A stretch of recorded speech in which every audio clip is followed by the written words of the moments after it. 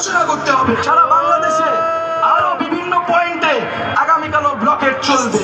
যতক্ষণ আমাদের যৌক্তিক চাওয়াটাকে মেনে নেওয়া হচ্ছে ততক্ষণ আমাদের একটার পর একটা কার্যক্রম চলতেই থাকবে।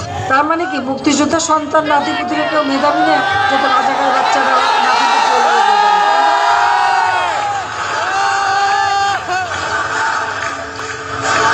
কোটা সংস্কার আন্দোলনের শিক্ষার্থীদের উপর হামলা চালিয়েছেন ছাত্রলীগের নেতা কর্মীরা।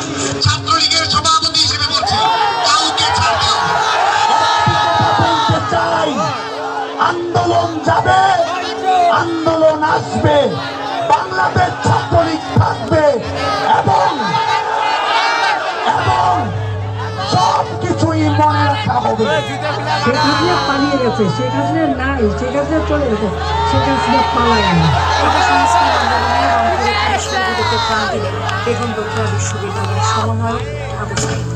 সামাজিক যোগাযোগ মাধ্যমে ছড়িয়ে পড়েছে পুলিশের তাক করা অস্ত্রের সামনে বুক পেতে দাঁড়িয়ে রয়েছেন সাইদ।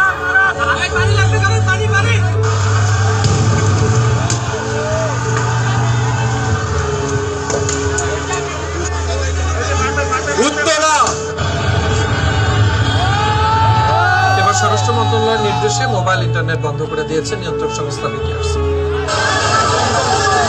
রামপুরা, বনশ্রী, প্রগতি সরণি, যাত্রাবাড়ি, শনিরাখড়া, রায়েরবাগ, মিরপুর, মোহাম্মদপুর, মহাখালী, উত্তরা সবখানেই আন্দোলনকারীদের উপর চলেছে নির্বিচার গুলি। হেলিকপ্টার থেকেও চালানো হয় গুলি।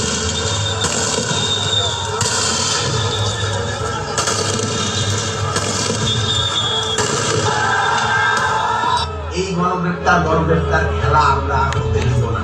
আমাদের ভাইদের মুক্তি দিন। আমাদের ভাইকে ধরে নিয়ে যাচ্ছে, বাসা থেকে ধরে নিয়ে যাচ্ছে, নিরাপত্তা কোথায় সরকার থেকে?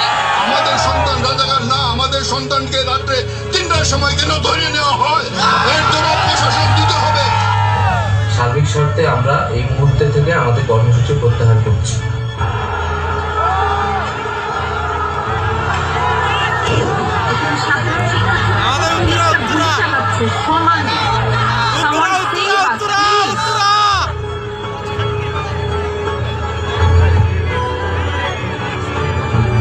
এক দফা দাবিতে অসহযোগ আন্দোলনের ঘোষণা দিয়েছে বৈষম্য বিরোধী ছাত্র আন্দোলন।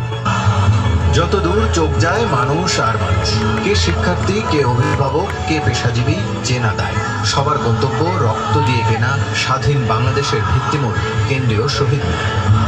বৈষম্য বিরোধী ছাত্র আন্দোলনের পূর্ব ঘোষিত কর্মসূচিতে যোগ দিতে রাজধানীর বিভিন্ন প্রান্ত থেকে দলে দলে মিছিল আসতে থাকে সকাল থেকেই। দুপুর গড়িয়ে বিকেল পুরো এলাকা পরিণত হয় জনসমুদ্রে।